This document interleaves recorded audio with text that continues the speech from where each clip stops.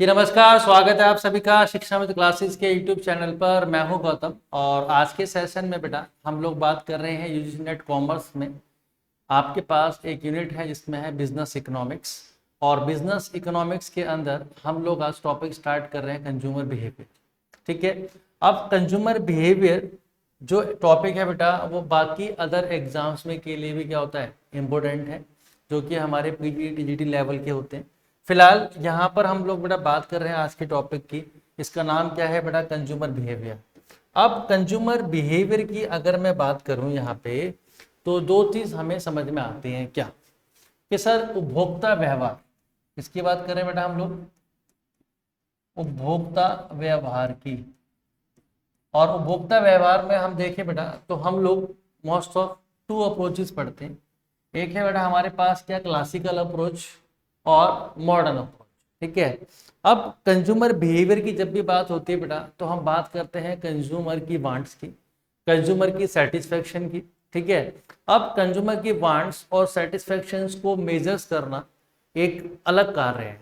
ठीक है, तो यहाँ पर अलग अलग आपके इकोनॉमिक्स ने अलग अलग बातें की हैं बेटा। क्लासिकल और न्यू क्लासिकल की बात करें तो यहाँ पर मार्शल साहब ने आपको क्या दी, एक कार्डिनल अप्रोच दी। अब कार्डिनल अप्रोच का मतलब क्या है, गणनावाचक विचारधारा है। क्या है बेटा, ये गणनावाचक। ठीक है, और दूसरी बेटा अगर हम मॉडर्न इकोनॉमिक्स की बात करें तो मॉडर्न अप्रोच कहती है, यहाँ पर हम ऑर्डिनल अप्रोच की बात करते हैं। और ऑर्डिनल अप्रोच को हम क्या बोलते हैं बेटा, क्रमवाचक। यानी कि क्रमवाचक का मतलब क्या है, यहाँ पे ऑर्डर की बात की गई है। ठीक है, ये क्या है बेटा, क्रमवाचक विचारधारा। ठीक है, क्या है, क्रमवाचक विचारधारा। और ये आपके लिए क्या है, गणनावाचक विचारधारा। अब इसके अंदर हम एक थ्योरी पढ़ते हैं जिसका नाम है मार्जिनल यूटिलिटी एनालिसिस। ठीक है, मार्जिनल यूटिलिटी एनालिसिस को हम बोलते हैं बेटा क्या है, सीमांत उपयोगिता। किसकी बात की गई है बेटा, यहाँ पे सीमांत उपयोगिता की। और ये हमें किसने दिया बेटा, ये हमें दिया मार्शल साहब ने। ओके, और बात करें बेटा ऑर्डिनल अप्रोच की तो यहाँ पे हमारे पास दो थ्योरी है। एक है बेटा हमारे पास क्या, इंडिफरेंस कर्व एनालिसिस, और एक है बेटा हमारे पास क्या, रिवील्ड प्रेफरेंस थ्योरी। ठीक है, जब इंडिफरेंस कर्व एनालिसिस की बात करते हैं तो हमें हिक्स साहब की, स्लट्सकी साहब की आ जाती है। और रिवील्ड प्रेफरेंस की बात करते हैं तो पॉल सैमुअल्सन ने क्या दिया बेटा, थ्योरी दी है। और इस चार्ट से ही आपको देखने को मिल जाएंगे कुछ क्वेश्चंस, तो इस चार्ट से ही आपको देखने को मिल जाते हैं। ठीक है, अब यहाँ पे बेटा गॉसन्स के हमें दो लॉ पढ़ने हैं। यहाँ पे गॉसन्स के हमें लॉ पढ़ने हैं और गॉसन्स के हमारे पास दो लॉ हैं।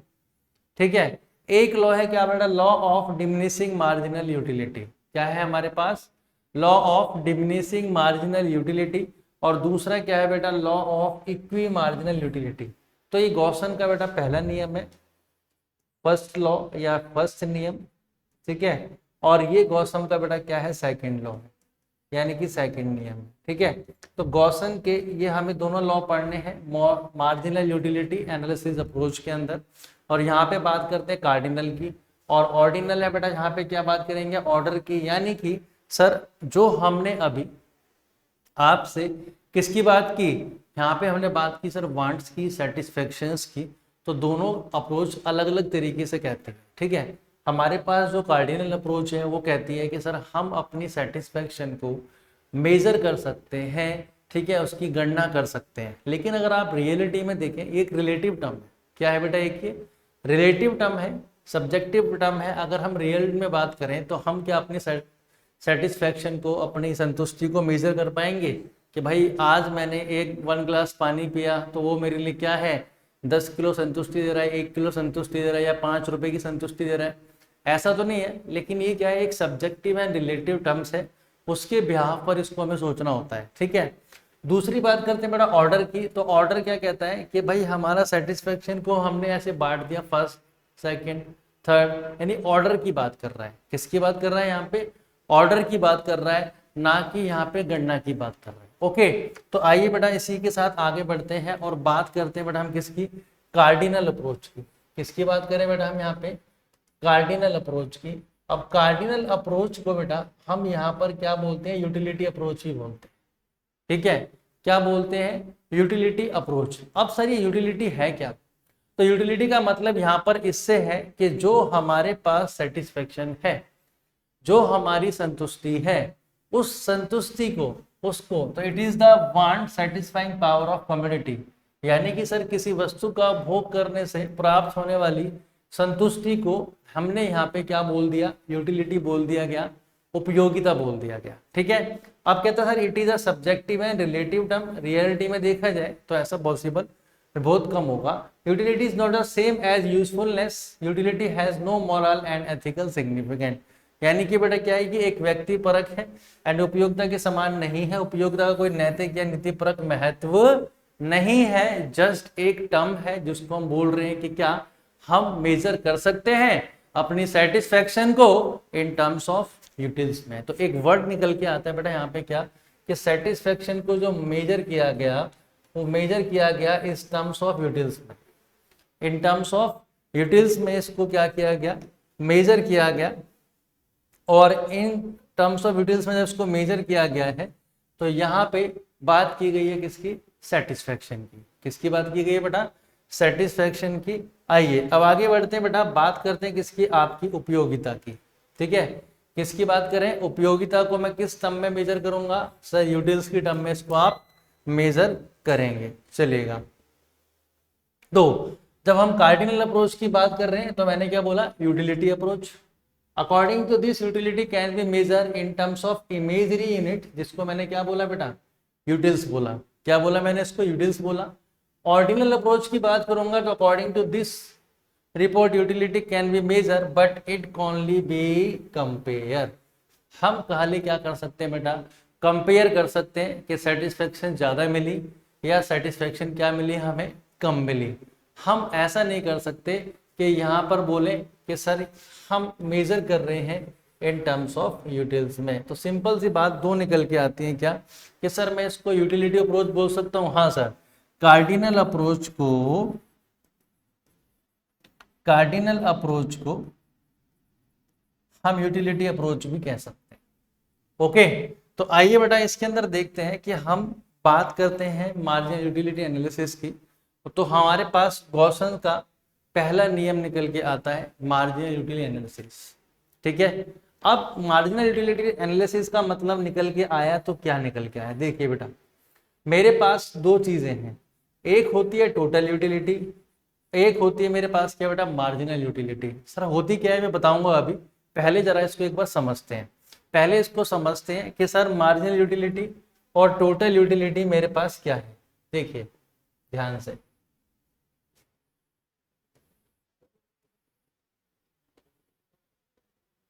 ठीक है ना। अब मेरे पास यहाँ पे कुछ यूनिट्स हैं, क्या है बेटा, कुछ मेरे पास यूनिट्स हैं, और मैं क्या हुआ कि जब मैंने बेटा पहली यूनिट्स को कंज्यूम किया, जब मैंने फर्स्ट यूनिट को कंज्यूम किया तो मेरे पास 10 यूटिल्स प्राप्त हुई। अब हम यूटिल्स को मेजर करेंगे बेटा, क्योंकि सेटिस्फेक्शन को यहाँ पे हम मेजर कर रहे हैं इन टर्म्स ऑफ यूटिल्स में। ठीक है, बताइएगा। तो मैं इसको बोलता हूँ क्या बेटा, एक यूनिट मैंने कंज्यूम करी तो मुझे कितनी यूटिल्स मिलती है, सर 10 यूटिल्स मिलती है। जैसे ही बेटा मैंने सेकेंड यूटिल्स को कंज्यूम करना स्टार्ट किया, पहले के मुताबिक मुझे सेटिस्फेक्शन तो मिली लेकिन पहले से कम। क्या मिली बेटा, पहले से कम सेटिस्फेक्शन मिली। मैंने बेटा नेक्स्ट यूनिट कंज्यूम करी, मुझे सेटिस्फेक्शन तो मिली लेकिन पहले से और कम। मैंने एक यूनिट और कंज्यूम किया तो सेटिस्फेक्शन मिली सर पहले से और कम। मैंने और यूनिट कंज्यूम करी बेटा, सेटिस्फेक्शन मिली लेकिन पहले से और कम। लेकिन जैसे ही मैंने बेटा एक एक्स्ट्रा यूनिट और कंज्यूम करी तो मेरे को सेटिस्फेक्शन क्या मिली सर, 0 मिली। और इसी को हम बोलते हैं पॉइंट ऑफ स्टैटिक। यानी कि इसके बाद अगर मैं और कंज्यूम कर लूँ ना भाई तो दिक्कत बढ़ जाएगी, सेटिस्फेक्शन मेरी कहाँ चली जाएगी, नेगेटिव में। होता है ना, हम कहीं पे गए घूमने तो कोई बहुत अच्छा मित्र था हमारा, कह रहा भाई लोग एक और खा लो, एक और कंज्यूम कर लो, एक और, भाई हम कहते भाई इतना कर करके मारेगा क्या। ठीक है, तो वही पॉइंट यहाँ पे होता है कि जैसे जैसे हम कंज्यूम सेटिस्फेक्शन का करते हैं वैसे वैसे हमारी सेटिस्फेक्शन क्या होती है, कम होती चली जाती है। तो बेटा एक यूनिट मैंने खाई थी तो मुझे कितनी यूटिल्स मिली थी, 10 यूटिल्स मिली थी। जैसे ही मैंने बेटा सेकेंड यूटिल्स को कंज्यूम किया, क्या करा बेटा मैंने, सेकेंड यूटिल्स को मैंने बेटा कंज्यूम किया, तो आप देखेंगे क्या, मुझे कितनी यूटिल्स मिली, 8 यूटिल्स मिली। तो इसी को बेटा हम लोग क्या बोलते हैं, एमयू यानी कि सीमांत उपयोगिता। क्या बोलते हैं बेटा इसे हम, सीमांत उपयोगिता। मीन्स सर, मीन्स मतलब बेटा इसका ये है कि जैसे ही बेटा हम एक एडिशनल यूनिट का कंजम्पशन करते हैं, उससे एडिशनल जो सेटिस्फेक्शन हमें मिलती है, उस एडिशनल सेटिस्फेक्शन को हम क्या बोलते हैं, मार्जिनल यूटिलिटी। ठीक है, तो it is the additional unit, it is the additional consumption. और जब आप एडिशनल कंज्यूम करोगे तो उससे एडिशनल यूटिलिटी मिलेगी, उस यूटिलिटी को आप क्या बोलेंगे, मार्जिनल यूटिलिटी। तो सर फिर टोटल यूटिलिटी हमारे पास क्या है, तो टोटल बेटा देखो एक कंज्यूम करा तो मुझे कितनी यूटिल्स मिली, 10 यूटिल्स मिली। लेकिन सर जब मैं सेकंड यूनिट कंज्यूम करूंगा तो ऑब्वियस सी बात है 10 में बेटा ऐड कर दूं तो मेरे पास अब की बार टोटल यूटिलिटी कितनी हो जाएगी सर, 18 हो जाएगी। इसमें 6 और ऐड कर दूं बेटा 24, 4 ऐड कर दूं सर 28, 2 ऐड कर दूं सर 30, 6 ऐड कर दूं सर ये भी 30 रहेगा। और अब सर जैसे ही 7th यूनिट्स कंज्यूम करने की कोशिश करूंगा तो यहाँ पर मेरी सेटिस्फेक्शन क्या होगी बेटा, बढ़ने की जगह और कम हो जाएगी। तो मेरे लिए क्या कहलाएगा ये, पॉइंट ऑफ स्टडी, यानी कि सर मार्जिनल यूटिलिटी किसे कहते हैं, एडिशनल यूनिट को कंज्यूम करने से जो एडिशनल सेटिस्फेक्शन मिली, एडिशनल यूटिलिटी मिली, उसको क्या बोलूंगा सर मैं, मार्जिनल यूटिलिटी। और सर दोनों यूटिल से कंजम्पशन करके जो मिली वो मेरे लिए क्या है, टोटल यूटिलिटी है सर, वो मेरे लिए क्या है, टोटल यूटिलिटी। तो it show the total satisfaction by the consumer bye consuming all the units of a commodity. और मार्जिनल यूटिलिटी क्या कहता है बेटा, it is the additional satisfaction and the by the consumer bye consuming additional units of a commodity. किसी वस्तु की अतिरिक्त इकाई का उपभोग करने पर जो अधिकतम या अतिरिक्त संतुष्टि प्राप्त होती है उसे सीमांत उपयोगिता कहते हैं। और वस्तु की इकाइयों को यानी कुल इकाइयों को कंज्यूम करने से जो कुल उपयोगिता प्राप्त होती है उसे बेटा हम टोटल यूटिलिटी कहते हैं। जिसको बेटा अभी हमने विद द हेल्प ऑफ हमने समझा किससे बेटा, इसकी टेबल के ड्रॉ से। क्लियर है इतनी बात, जी सर इतनी बात क्लियर है। तो बेटा आगे की ओर बढ़ते हैं। अब देखिए बेटा इसी से रिलेटेड आपको यहाँ पे एक टेबल मिल जाएगा जो मैंने अभी पीछे आपको बना के दिखाया। ठीक है, एक यूनिट पे 10, दूसरी पे बेटा हमने ऐड किया थर्ड। तो कैसे ये टेबल बना ये आपको समझ में आई कहानी। और इसके बाद सर ये क्या हुआ, कंज्यूम हुआ तो यहाँ पे 0 हो जाएगा तो पॉइंट ऑफ स्टडी हो जाएगा। इससे ज़्यादा हम कंज्यूम करेंगे तो हमारे लिए क्या होगा। अब आती है बेटा बात इस ड्रॉ की। अब इसको हम ग्राफिकल रिप्रेजेंट में समझें, अगर हम इसको ग्राफिकल रिप्रेजेंट में समझें तो देखिए बेटा ये हमारे क्या है, टोटल यूटिलिटी। और टोटल यूटिलिटी जब इंक्रीज होती है, ये मेरा point of origin Y axis और ये आपका एक्स एक्सिस। ठीक है, 0 पे बेटा मैंने 0 कंज्यूम करी होगी और इस तरीके से मेरा ये क्या बना होगा, टी यू। जहां पे बेटा टी यू मैक्सिमम और कांस्टेंट होता है, क्या बोलते हैं बेटा इस पॉइंट को, मैक्सिमम और कांस्टेंट। सर इसका मतलब क्या है ये देखिएगा ध्यान से, ये मैक्सिमम और कांस्टेंट क्यों बोला गया। देखो बेटा मैक्सिमम कांस्टेंट यहाँ भी 30 है और यहाँ भी 30 है, तो ये क्या है, मैक्सिमम पॉइंट हमारा क्या होगा, दोनों पॉइंट पे हमें कितना मिल रहा होगा सर, 30 ही सेटिस्फेक्शन मिलेगी अगर हम उसकी एडिशनल यूनिट्स को भी कंज्यूम करते हैं। इसी के साथ बेटा, इसी के साथ अगर मैं बोलूं कि सर जहाँ पे टी यू हमारा मैक्सिमम होता है, क्या होता है बेटा, मैक्सिमम होता है, वहीं से सर हमारा एम यू गिरता है। और एम यू क्या होता है बेटा, 0। एम यू क्या हो जाता है, 0 हो जाता है। और जब टी यू फॉल्स होगा, जब टी यू फॉल्स होगा यानी कि टी यू गिरेगा, गिरता है या बोले इसे कम होता है, तो एम यू बेटा आपका क्या हो जाता है, नेगेटिव। एम यू क्या हो जाता है, नेगेटिव हो जाता है। और जब बेटा टी यू इंक्रीज होता है तो ये एम यू क्या रहता है बेटा आपका, पॉजिटिव रहता है। लेकिन टी यू यहाँ पे जो टी यू बढ़ता है ना बेटा, वो डिमिनिशिंग रेट से बढ़ रहा होता है। सर डिमिनिशिंग रेट से कैसे बढ़ रहा होता है, जरा उसको एक बार देखेंगे ध्यान से। देखो बेटा टी यू मैंने कुछ इस प्रकार से बढ़ाया है आपका, ये आपकी टोटल यूटिलिटी। ठीक, ये हमारी क्या है बेटा, टोटल यूटिलिटी है।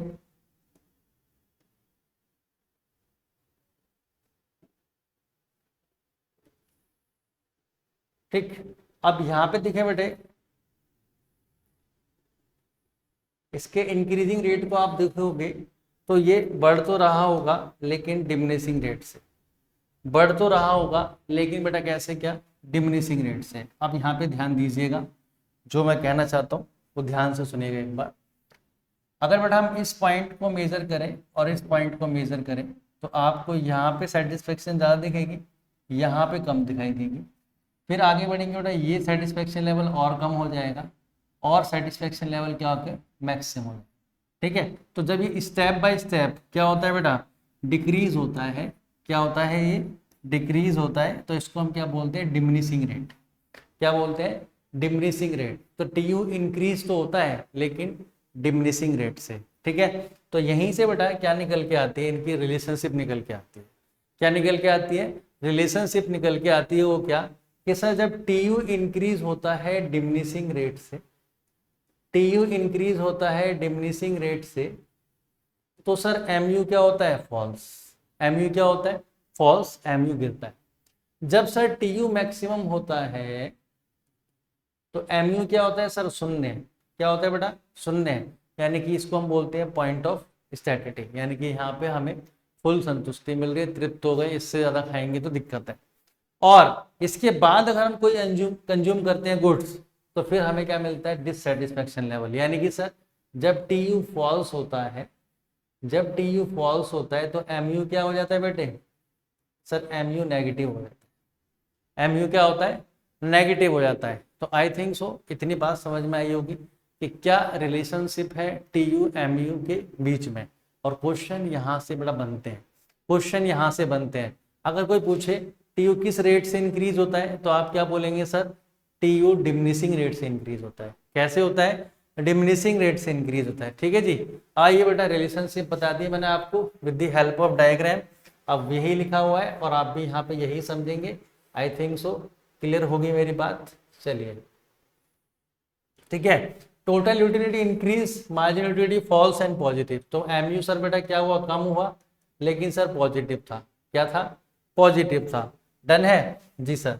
फिर सर क्या हुआ, जब sir T U M U धनात्मक है, when T U maximum constant M U become zero.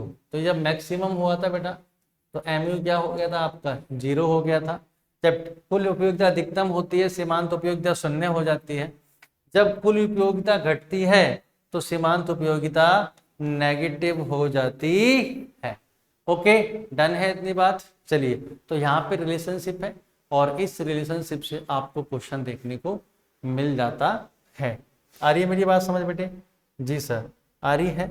तो चलिए आगे की ओर बढ़ते हैं, आगे की ओर बढ़ते हैं, देखते हैं। चलिए नेक्स्ट है बेटा क्या, law of diminishing marginal utility.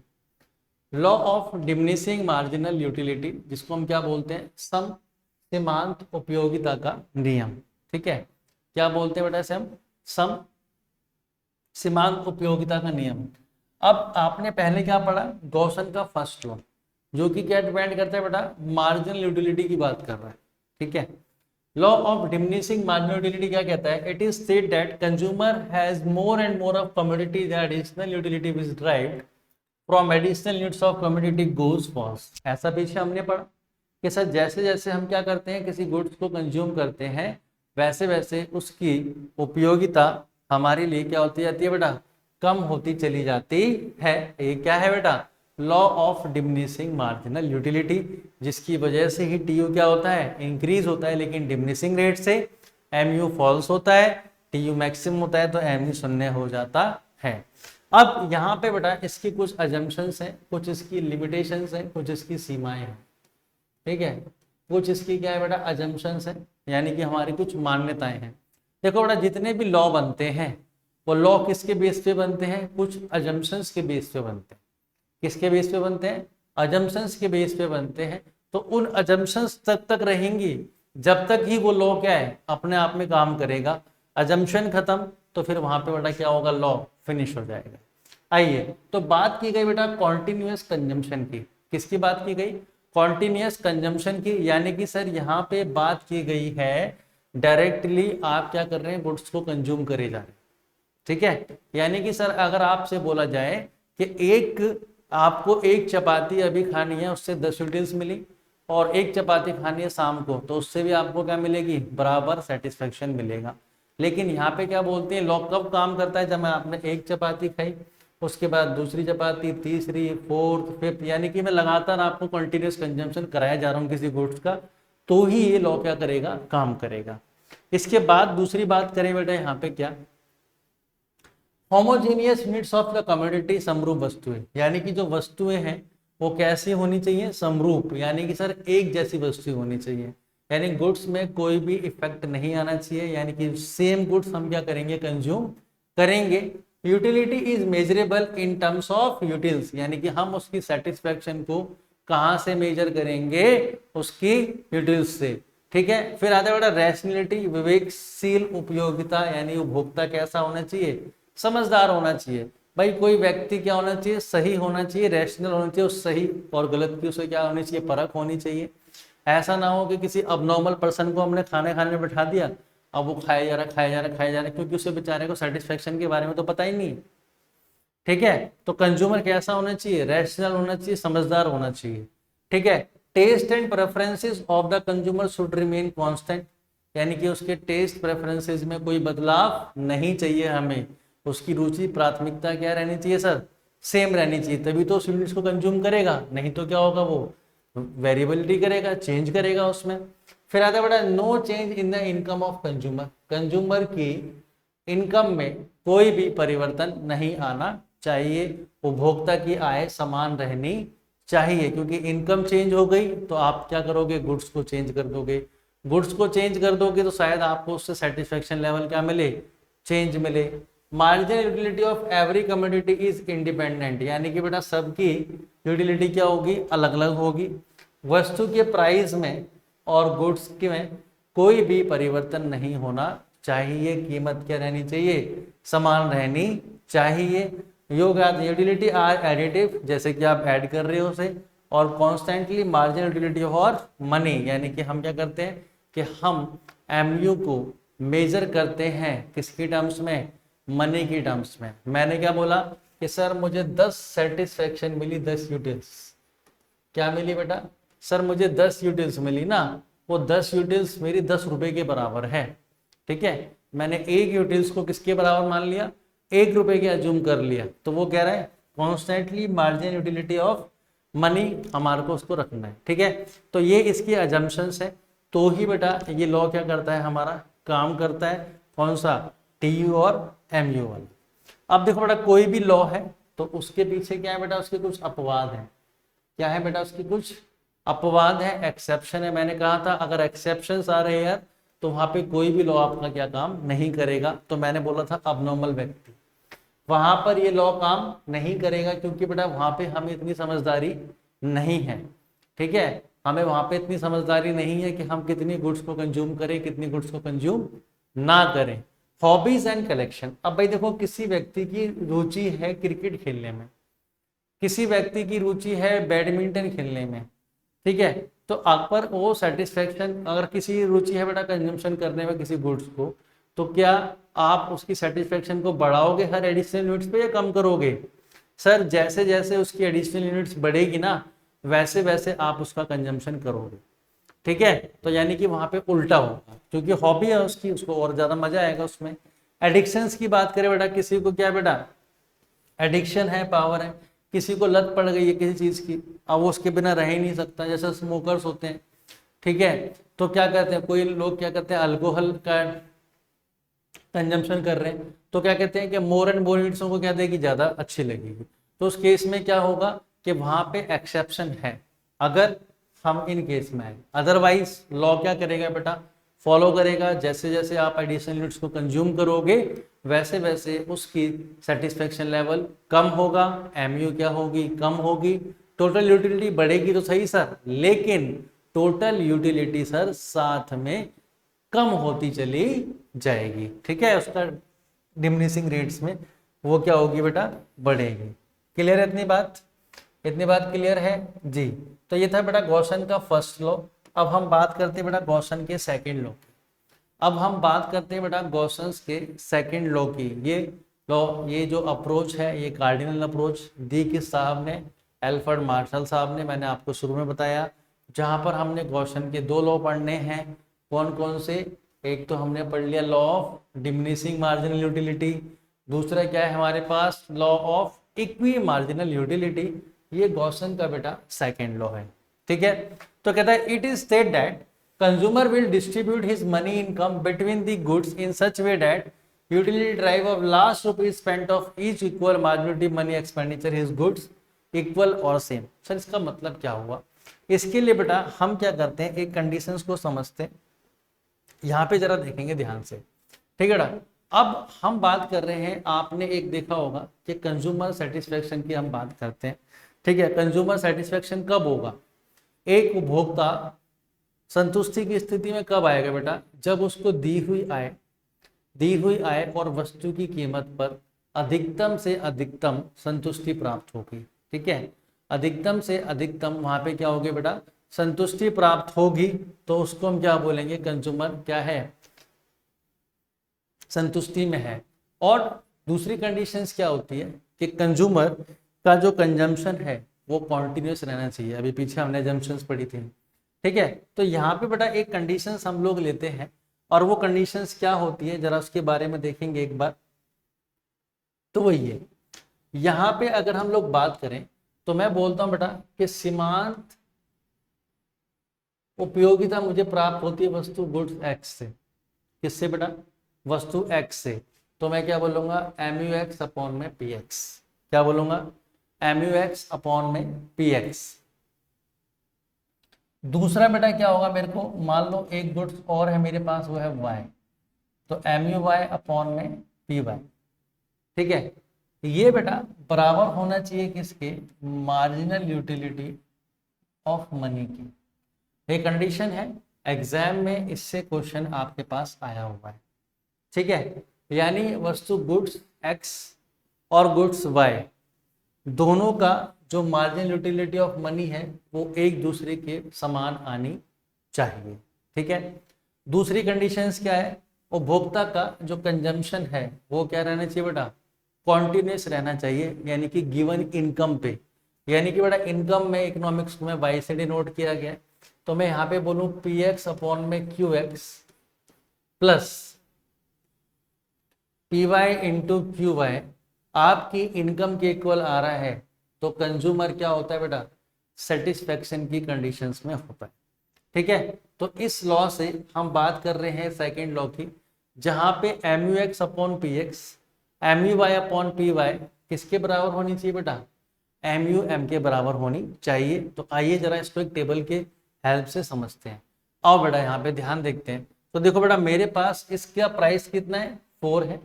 इसका प्राइस कितना है बेटा? मेरे पास 6 है। और ये मार्जिनल यूटिलिटी ऑफ मनी ए और बी गुड्स की आ गई। यानी कि सर यहाँ पे क्या लगा होगा? यहाँ पे लगा होगा एम यू ए अपॉन में price of A, M U B upon में प्राइस ऑफ बी, ठीक है बेटा। अब देखो बेटा इसको मैं अगर 4 से डिवाइड कर दूं, तो 40 को 4 से डिवाइड कर दूं तो कितना आएगा? 10। फिर बेटा 36 को मैं 9, 8, 7, 6 और 5, ठीक।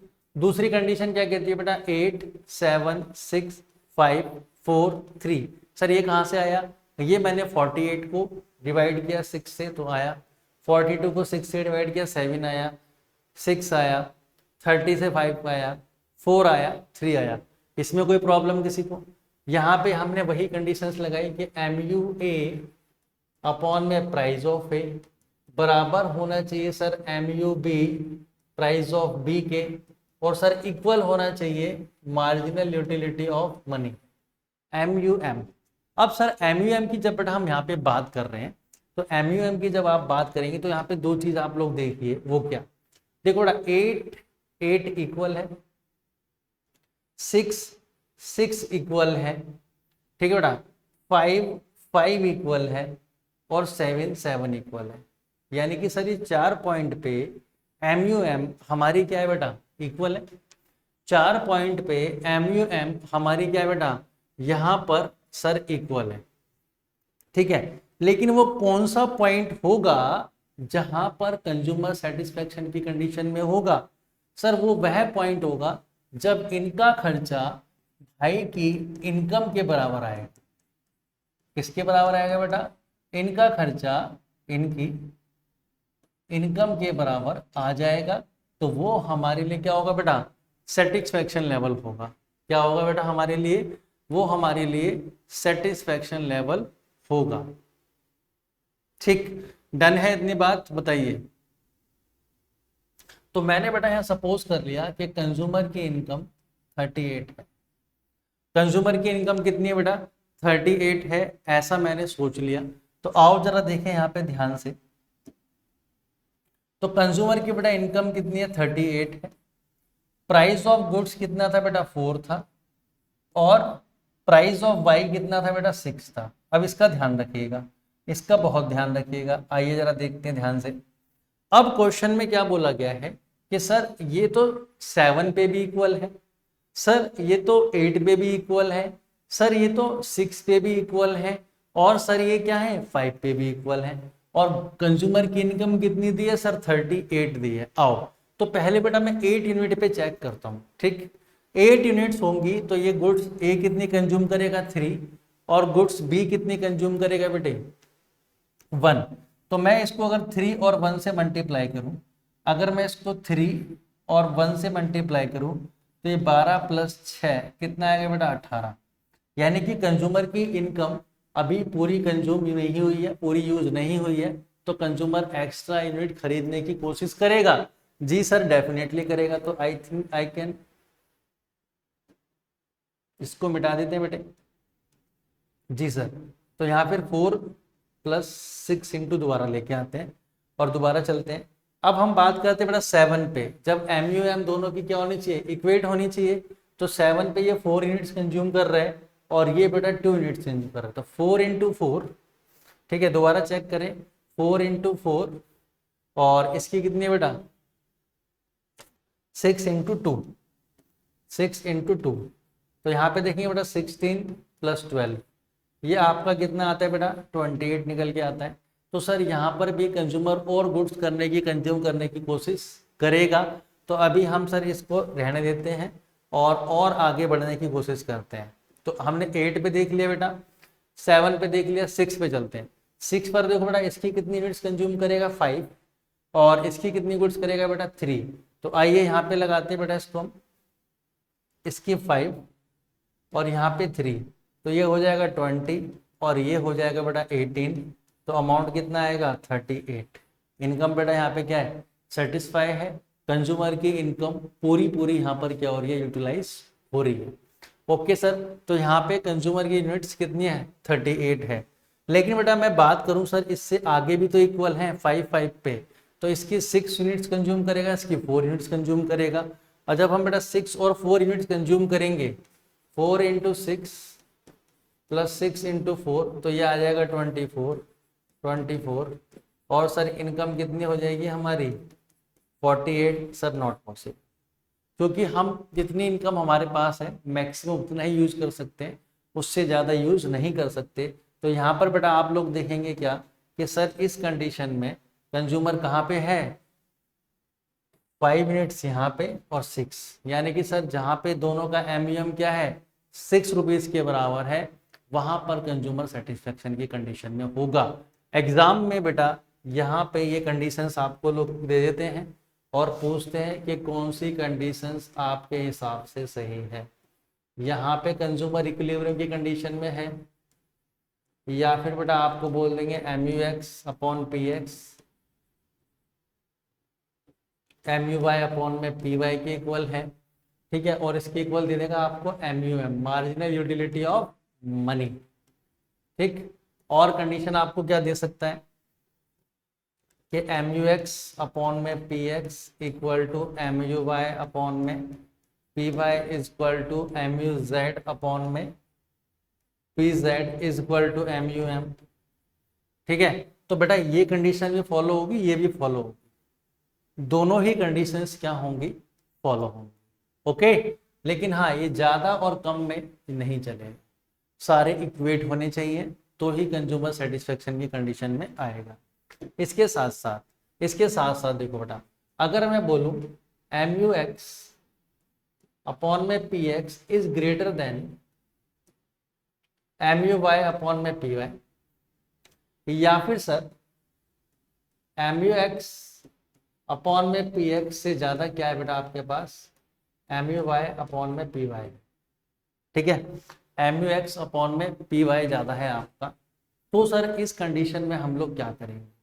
तो इस कंडीशन में बेटा हम लोगों ने क्या करना है, ऑब्वियस सी बात है बेटा कि जब ये पॉइंट ज्यादा है तो कंज्यूमर क्या करेगा, consume more unit of goods X, ठीक है, उपभोक्ता वस्तु X की अधिकतम गुड्स को कंज्यूम करेगा, ठीक है, क्या करेगा बेटा, उपभोक्ता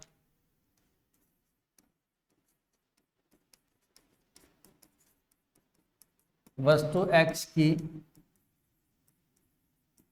अधिक इकाई